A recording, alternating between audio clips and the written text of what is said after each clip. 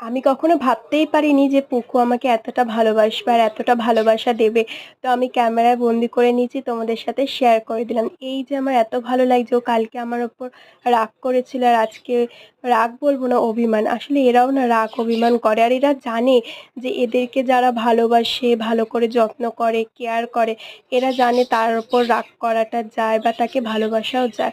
সেই কারণে আমার ওপর অভিমান করেছিল ঠিকই, আজকে দেখো সব অভিমান চলে গেছে। ও আমাকে নিজের থেকেই কাছে টেনে নিয়ে আমাকে নিজেই ভালোবাসছে। এই খুশিটা আমার যে এতটাই ভালো লেগেছে যে আমি কি বলবো।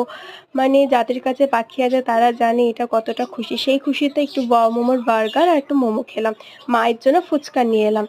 তারপরে পাখিগুলোকে ভালো করে গুছিয়ে ওদের খাবারগুলোকে দিয়ে দিতে হয়েছে। জলগুলো ওরা এত অপরিষ্কার হয়ে যায়, এতটা মানে নোংরা করে, তোমাদের সাথে একদিন শেয়ার করলেই বুঝতে পারবে। আর যারা নতুন অবশ্যই চ্যানেলটাকে সাবস্ক্রাইব করে আমার পাশে থেকো। Thank you so much, bye by.